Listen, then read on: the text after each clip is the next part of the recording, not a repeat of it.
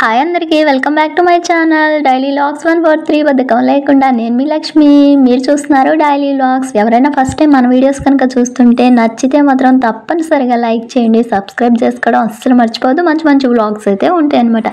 ఇక మా శ్రీవారి ఈరోజు వచ్చేసరి చూడండి, ఈరోజు అయితే మా పెళ్లి రోజు వ్లాగ్ అనమాట. ఇది కంటిన్యూ చేయండి ఫ్రెండ్స్. అంటే వ్లాగ్ అనేది చాలా అయితే బాగుంటుంది. ఇక పెళ్లి రోజు కాబట్టి నేను ఈ శారీ అయితే కట్టుకున్నాను. నిన్నటి వీడియోలో చెప్పాను కదా, ఆ శారీకి మగ్గం వర్క్ బ్లౌజ్ అయితే కుట్టియాలనుకుంటున్నాను అని చెప్పేసి ఇక అందుకని నేను స్టిచ్ చేసుకోవాలా, ఇదైతే కట్టుకున్నాను అనమాట. ఇక స్వామి నేను ఇద్దరం కలిసి పిల్లల్ని అయితే స్కూల్కి అయితే పంపించేసాము. ఎందుకంటే అంతకు ముందు రోజే మా చిన్నోడికి కొంచెం బాగాలేక స్కూల్కి ఆబ్సెంట్ అయితే అయ్యాడనమాట. మళ్ళీ ఈ రోజు కూడా 2 రోజులు అయితే, ఇక 3వ రోజు నేను వెళ్ళనని గొడవ చేస్తాడు. అందుకని చెప్పేసి వాళ్ళని అయితే స్కూల్కి పంపించేసాము. నిజానికి వాళ్ళిద్దరు లేకుండా మేము గుడికి కూడా వెళ్ళడానికి అంతగా, అంటే మోపిదేవి వెళ్ళాలి. మా పెళ్ళి అయితే అక్కడే జరిగింది. సో ప్రతి పెళ్లి రోజుకి పుట్టినరోజులకి అంటే ఆ స్వామిని అప్పుడప్పుడు వెళ్ళి అలా చూసి పలకరిస్తూ వస్తామన్నమాట. ఎందుకంటే ఒక 10 ఏళ్ల నుంచి బాగా దగ్గర బంధువు అన్నట్టు ఇక ఆయన సమక్షంలోనైతే పెళ్లి జరిగింది కాబట్టి ఆయన అప్పుడప్పుడు వెళ్ళి పలకరిస్తూ చూసి వస్తూ ఉంటాము. అంతగా ఇష్టం సుబ్రహ్మణ్య స్వామి అంటే నాకు. ఇక పాయసం అయితే చేశాను. ఇక స్వామి దీవిస్తున్నారనమాట. పాయసం తినేసి చాలా బాగుందని చెప్పేసి సుఖీభవ్ అని చెప్పేసి అంటున్నారనమాట. నాకు కూడా అయితే కొంచెం నోట్లో అయితే పెట్టాడు. ఇక ఈ పెళ్ళైన ఈ 10 ఇయర్స్ మాది, ఇది 10th కూడా అయిపోయింది, 11th అనుకుంటా. 10 ఇయర్స్ కంప్లీట్ చేసాము. పెళ్ళైన ఇన్నేళ్లలో ఎన్నో గొడవలు, ఇంకెన్నో బుజ్జగింపులు, లాలింపులు ఇలా ఉంటాయి కదా. మ్యారేజ్ అన్న తర్వాత అన్ని రకాలుగా ఎమోషన్స్ ఉంటాయి కదా. ఇక ఈరోజు సెలబ్రేషన్స్ అయితే చిన్నగా అనమాట, ఇంట్లోనే సరిపోయింది మధ్యాహ్నం దాకా. ఇక తర్వాత బయటకు అలా వెళ్ళి ఇక స్వామి నేను కలిసి ఇక సంత మాకు జరుగుతుందనమాట. కొన్ని కూరగాయలు, రొయ్యలు అయితే తీసుకొచ్చేసాము. ఇదైతే ఇక మార్నింగ్ నుంచి మేము ఏం చేసామో వ్లాగ్ అయితే లాస్ట్ వరకు అయితే చూడండి, చాలా అయితే బాగుంటుందన్నమాట. ఇక పిల్లలకి ముందుగా వీళ్ళకి స్కూల్కి పంపించాలి కాబట్టి ఎన్ని పనులు ఉన్నా వీళ్ళకి క్యారేజీలు కట్టేసి పంపించాలి కాబట్టి ఈరోజు అయితే గారెలు వేద్దామని చెప్పేసి పప్పు అయితే రుబ్బడానికి ఇక శుభ్రంగా రోలు అయితే కడిగి పచ్చిమిర్చి అల్లాన్ని అయితే ఇలా ముందుగా దంచేసి దీంట్లో అయితే ఇక ఇవి శుభ్రంగా కడిగి పెట్టుకున్న మినపప్పును అయితే వేస్తున్నాను. ఈ రోల్ చూసారు కదా, ఈ రోల్ కూడా నా ఫస్ట్ శాలరీ అనమాట. ఫస్ట్ శాలరీ అంటే ఒక 7 ఇయర్స్ బ్యాక్, అప్పుడు పెద్దోడికి 3 ఇయర్స్ అనమాట. అప్పట్లో పెద్దోడు పుట్టేశాడు కదా. ఇక వీడు నర్సరీలో జాయిన్ చేసాము. స్కూల్కి వెళ్ళిపోయిన తర్వాత నేను ఖాళీగా ఉంటున్నాను. ఇక అలా ఉండేటప్పుడు ఏం తోచక ఉంటే స్వామిని అడిగా, ఏం తోయట్లేదు అని చెప్పేసి అంటూ ఉంటే ఇక సెకండ్ హ్యాండ్ మిషన్ అయితే కొనిచ్చారనమాట. అప్పట్లో అది 2500 ఎంత అనమాట. ఇక కొనిస్తే ఇక దాన్ని ఏం చేశాను, బ్లౌజెస్ కుట్టడం స్టార్ట్ చేశాను. అలా నా ఫస్ట్ శాలరీ నేను కుట్టిన తర్వాత అన్నీ పోగేస్తే 1 మంత్గా ఎంతో 1200 ఎంతో వచ్చాయి. ఈ 1200ని ఏమి కొన్నా కానీ పోతాయి అని చెప్పేసి అప్పట్లో మాకు రోల్ అయితే లేదనమాట. ఇక దాంతో ఏం చేశాను, ఈ రోలు ఆ పత్రం కలిపి 1100కి అనుకుంటా బేరం ఆడింది. రోలు ఒక 800, 900, పత్రం ఒక 200, 300 ఎంతో, మొత్తం 1100 అనుకుంటా. ఇంటికి తీసుకురావడానికి ఖర్చు ఒక 100 లాగా అదైతే తీసుకొచ్చాను. చూసారా, కొన్ని ఏళ్ల క్రితం నా ఫస్ట్ స్టార్టింగ్ అంటే సెకండ్ ఇన్నింగ్స్ అనమాట. ఫస్ట్ ఇన్నింగ్స్ అంటే మీకు తెలియదేముంది, నేను ఆల్రెడీ జాబ్ చేస్తూనే ఉన్నాను కాబట్టి అది అయిపోయింది. తర్వాత పిల్లలు పుట్టిన తర్వాత, పెద్దోడు పుట్టిన తర్వాత నేను చేసిన వర్క్కి ఫస్ట్గా తీసుకున్న డబ్బుల్ని కూడా జాగ్రత్తగా ఉంచుకోవాలని చెప్పేసి, గుర్తుగా ఉండిద్దని ప్రతి విషయాన్ని గుర్తుగా మలుచుకోవడానికి నేను అలా ఆ రోల్ చూసినప్పుడల్లా స్వామి నీ జీతం ఫస్ట్ జీతం ఇదిగో చూసుకో అని చెప్తూ ఉంటాడనమాట. ఇక పిల్లలకి ఏం చేస్తానంటే ఇక నీళ్ళు అయితే కాసేసాను, వాటర్ అయితే తాగేశారు. ఇక పాలు కూడా తెచ్చాడు స్వామి. ఇక గారెలు అయితే వేశాను. ఇక స్నాక్స్ బాక్స్లో కంటే ఈరోజు ఎగ్ ఫ్రై అయితే చేసి బాక్సుల్లో అయితే పెట్టేశాను అనమాట. ఇక మధ్యాహ్నానికి ఏంటంటే మాకు కొంచెమే ఉంది ఎగ్ ఫ్రై, ఇంకొచ్చేసరికి ఇక వంకాయ చట్నీ కూడా అయితే చేసుకొని మధ్యాహ్నం భోజనం అయితే ఈరోజు ఆ రెండింటితోనే, పిల్లలు స్కూల్ నుంచి వచ్చిన తర్వాత బయటకు వెళ్దాంలే అన్నట్లు మేము ఇక ఆ రెండిటితో భోజనం అయితే కానిచ్చేసామనమాట మధ్యాహ్నం. ఇక ఉదయాన్నే ఇలా ఎప్పటికప్పుడు అక్కడే ఉంటాను కదా, కొంచెం పడతనే వెంటనే తుడిచేసుకుంటాను. ఇదొక అదేమంటారు, అది మంచి అలవాటో చెడ్డ అలవాటో తెలీదు గానీ, ఇక అక్కడే నుంచొని ఒక క్లాత్‌తో అయితే తుడుస్తూ ఉంటా నీట్‌గా అట్లా. తర్వాత అయితే గారెలైతే వేసేసాను. ఇలా కాకుండా నేనసలు ఎందుకంటే చెప్పేది, అప్పుడు జాబ్ చేస్తూ ఉంటాను కదా, ఇక అప్పుడు వచ్చిన ఫస్ట్ శాలరీకి కూడా మా అమ్మకి కొన్ని పర్సులైతే కొన్నాననమాట. ఆ పర్సులు ఇప్పటికీ ఉన్నాయి. ఫస్ట్ శాలరీతో కొన్నాను మా అమ్మకి గిఫ్ట్ ఇద్దామని చెప్పేసి.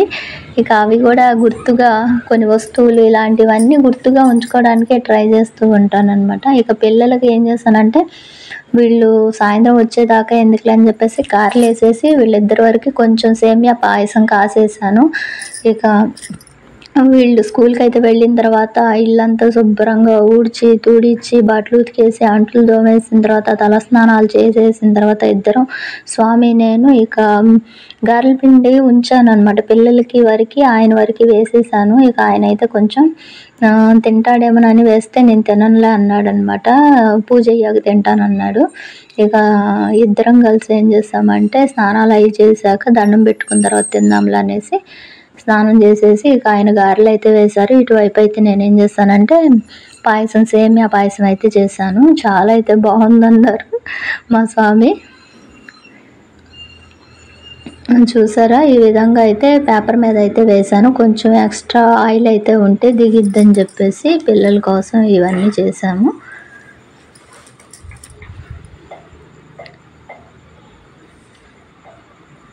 ఇక స్నానం చేసి వచ్చాక దేవుడికి మళ్ళీ వేశారు.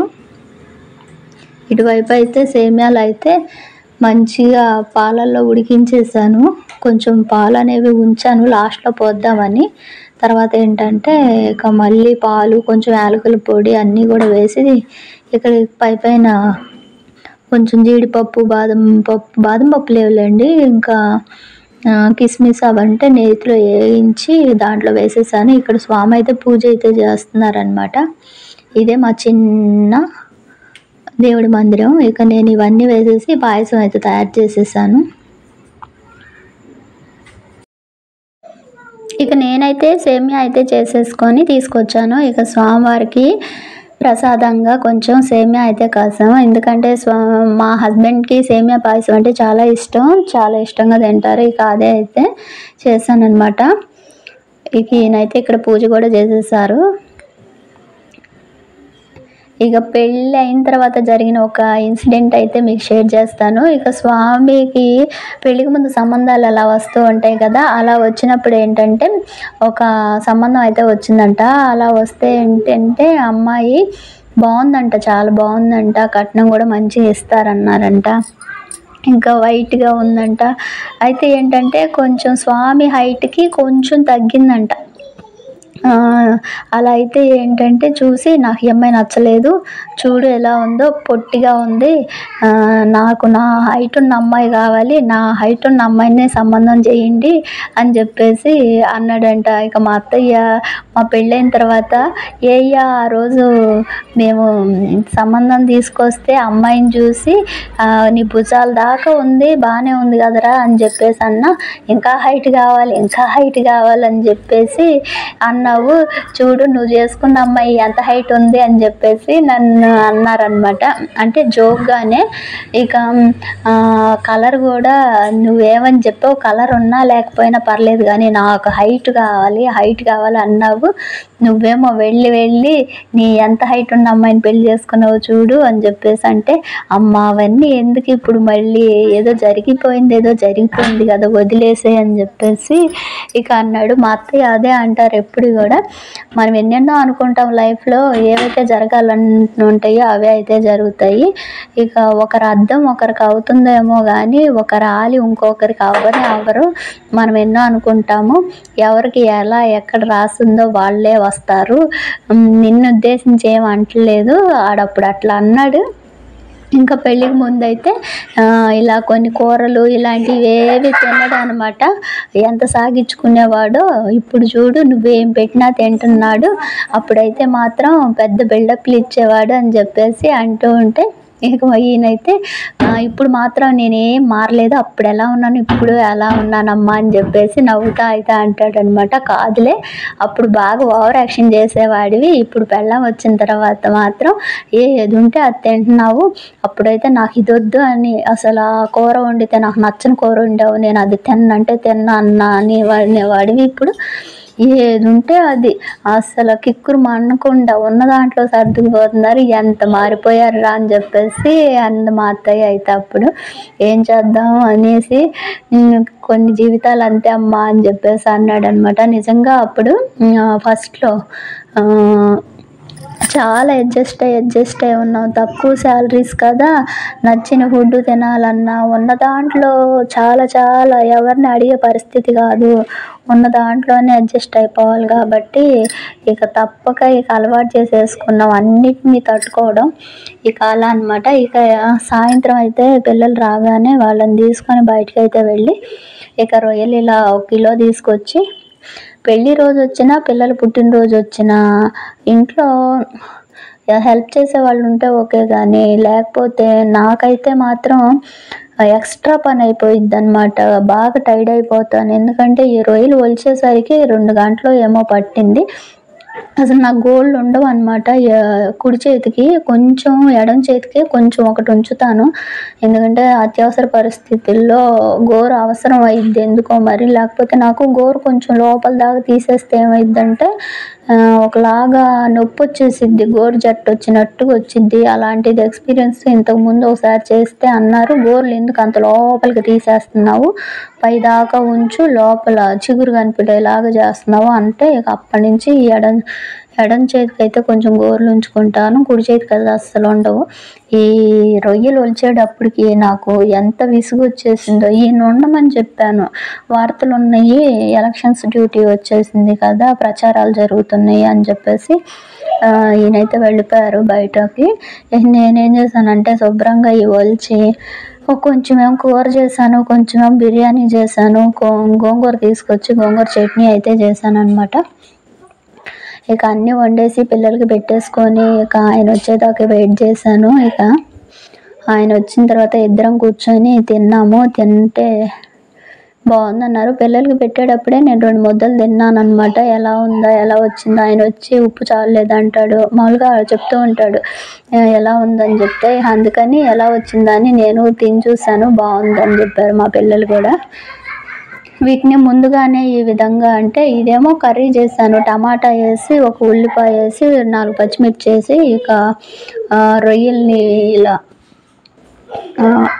ఇదేమో బిర్యానీకి, ఇటు పక్కన అయితే కర్రీ ఉడుకుతుంది, కర్రీలో కూడా టమాటా వేసాను.